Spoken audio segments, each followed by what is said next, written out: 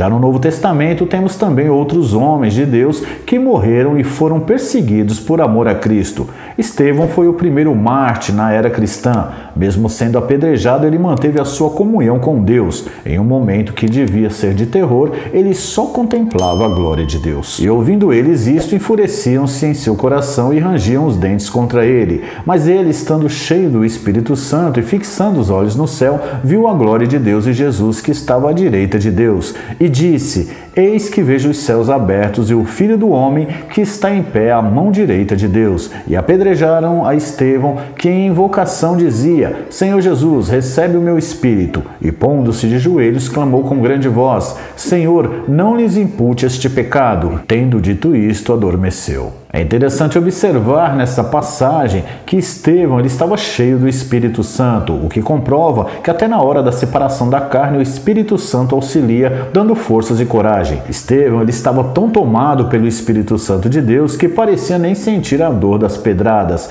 e se manteve em comunhão e fixando os olhos no céu, ele viu a glória de Deus e Jesus que estava à direita de Deus. E mesmo sendo apedrejado, Estevão ainda conseguiu orar a Deus, entregar o seu espírito e ainda pedir que o Senhor não imputasse àqueles homens aquele pecado. Vemos que a misericórdia e a caridade, além da força e coragem, tomaram Estevão e morreu sem negar a Deus e nem se acovardou.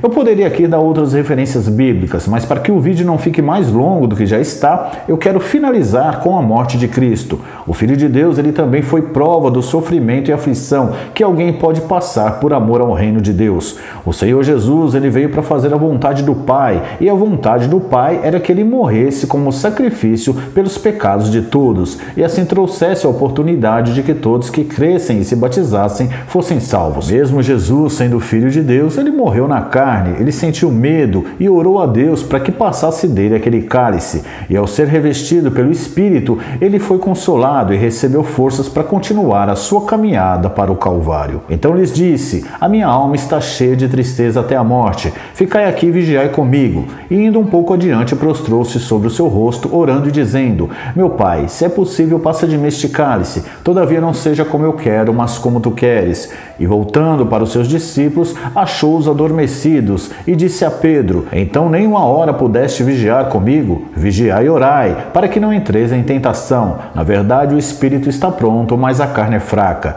E indo segunda vez orou, dizendo: Meu Pai, se este cálice não pode passar de mim, sem eu beber, faça-se a tua vontade. E voltando achou-os outra vez adormecidos, porque os seus olhos estavam carregados. E deixando-os de novo, foi orar pela terceira vez, dizendo as mesmas palavras. Então chegou junto dos seus discípulos e disse-lhes: Dormi agora e repousai, eis que é chegada a hora, e o Filho do Homem será entregue nas mãos dos pecadores. Essa passagem ela mostra os momentos de medo, angústia e aflição que tomaram o Senhor Jesus antes de sua morte. Porém, buscando o Pai em oração por 3 vezes, ele já estava preparado para continuar o último capítulo da sua missão na terra como homem. Eu quero que vocês observem uma coisa que Jesus disse aqui, que serve para todas as outras referências que eu dei. Olha o que Jesus disse aos seus discípulos: Vigiai e orai, para que não entreis em tentação. Na verdade, o espírito está pronto, mas a carne é fraca. Aqui Jesus ele se referia à morte da carne. Ele sentiu fraqueza naquele momento, porque apesar de ser filho de Deus, ele habitava em um corpo carnal. Mas aqui ele ensinou que o espírito do homem sempre está pronto para a morte, porque a morte da carne é a libertação do espírito. E todos os outros homens de Deus que morreram por amor a Deus e que enfrentaram a morte estavam mais no Espírito do que na carne. E a comunhão com o Eterno através do Espírito Santo de Deus é que vai fazer o povo de Deus vencer e chegar até o fim. Pois dentro de pouco tempo aquele que vem virá e não tardará, mas o justo viverá pela fé. Contudo, se retroceder, minha alma não se agradará dele. Nós, entretanto, não somos dos que regridem para a perdição, mas sim dos que creem e salvos seguem avante. São essas as verdades que fazem um servo e uma serva de Deus saber do fim e se preparar para ele sem medo, mas na certeza de que passemos o que tivermos que passar, o Espírito Santo de Deus e o Senhor Jesus estará conosco até o fim. Enquanto hoje nas grandes denominações vemos uma banalização das Escrituras Sagradas e uma manipulação do Evangelho da salvação, trocado por um Evangelho evangelho de bênçãos e prosperidades materiais, as Escrituras nos ensinam a se preparar e manter firme a esperança na salvação. Agora, para terminar, veja como o apóstolo Paulo nos ensina a nos preparar para a batalha espiritual. No demais, irmãos meus, fortalecei-vos no Senhor e na força do seu poder. Revesti-vos de toda a armadura de Deus, para que possais estar firmes contra as astutas ciladas do diabo. Porque não temos que lutar contra carne e sangue, mas sim contra os principados, contra as potestades, contra os príncipes das trevas deste século, contra as hostes espirituais da maldade nos lugares celestiais. Portanto, tomai toda a armadura de Deus, para que possais resistir no dia mau, e havendo feito tudo, ficar firmes. Estai, pois, firmes, tendo cingidos os vossos lombos com a verdade, e vestida a couraça da justiça, e calçados os pés na preparação do evangelho da paz, tomando sobretudo o escudo da fé, com o qual podereis apagar todos os dados inflamados do maligno. Tomai também o capacete da salvação e a espada do Espírito, que é a palavra de Deus, orando em todo o tempo, com toda oração e súplica no Espírito, e vigiando nisso com toda perseverança e súplica por todos os santos. Portanto, tomai toda a armadura de Deus, para que possais resistir no dia mau, e havendo feito tudo isso, ficar firmes. Como podemos ver, desde que nascemos até o dia em que partimos, o nosso maior objetivo é conhecer a verdade e nos revestir das armaduras celestiais para vencermos as astutas ciladas do diabo. Infelizmente, esse tipo de ensinamento dificilmente se vê nos templos, porque não agrada tanto a carne, mas com certeza alegra o espírito e te transforma num verdadeiro soldado de Cristo. Bem, eu espero que esse vídeo ele ajude você a entender que quando eu falo do fim dos últimos acontecimentos, é para que você venha ter conhecimento e preparo e possa estar firme no dia mau. As outras coisas, como bênçãos e prosperidade material, é algo que beneficia a carne e não tem valor algum espiritual. Não prepara ninguém para nada. São necessidades que todo ser humano tem. Nós, como cristãos, devemos buscar primeiro o reino dos céus e as demais coisas serão acrescentadas. E para se buscar o reino dos céus, é preciso nos preparar para a batalha, porque um exército de soldados covardes não tem como vencer uma guerra.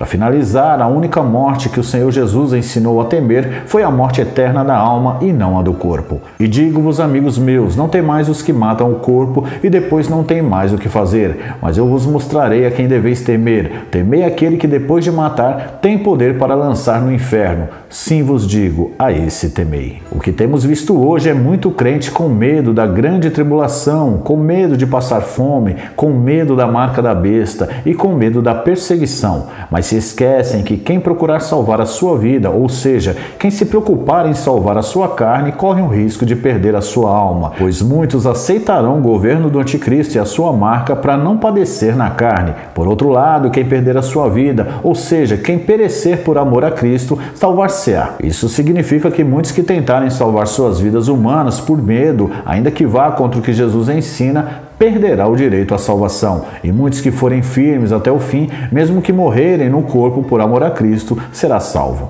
Porque qualquer que quiser salvar a sua vida, perdê-la-á, mas qualquer que perder a sua vida por amor de mim e do Evangelho, esse a salvará. Pois que aproveitaria o homem ganhar todo o mundo e perder a sua alma? Ou que daria o homem pelo resgate da sua alma? Porquanto qualquer que entre esta geração adúltera e pecadora se envergonhar de mim e das minhas palavras, também o Filho do Homem se envergonhará dele, quando vier na glória de seu Pai com os seus santos anjos. Essa é a verdade, não tem outra. Esse é o evangelho de preparação e salvação que Cristo e seus apóstolos trouxeram ao mundo há mais de 2000 anos atrás. E hoje, às vésperas do fim, onde os templos religiosos deveriam reforçar esses ensinamentos, eles estão mais preocupados em alienar mais ainda os fiéis, prometendo bênçãos, prosperidade e paz e não esquecendo de encher os cofres através de coletas e ofertas dos que não conhecem as Escrituras. Porque quem conhece não cai nessas pregações com bases em interesses financeiros. Aquele que permanecer firme com Cristo e na verdade das Escrituras sagradas, com certeza o Senhor não deixará faltar o pão, nem a roupa e nem o teto para você repousar a sua cabeça. Esse é o vídeo de hoje. Que Deus abençoe a sua vida. Eu peço que, se você gostou, deixe aí o seu like e compartilhe o link desse vídeo nas suas redes sociais, para que mais pessoas sejam alcançadas pela verdade das Escrituras e pelo Evangelho da preparação. E se você desejar receber os próximos vídeos postados aqui, é só você se inscrever aqui no canal e ativar o sininho em todas as notificações. Que Deus abençoe a sua vida e até o próximo vídeo.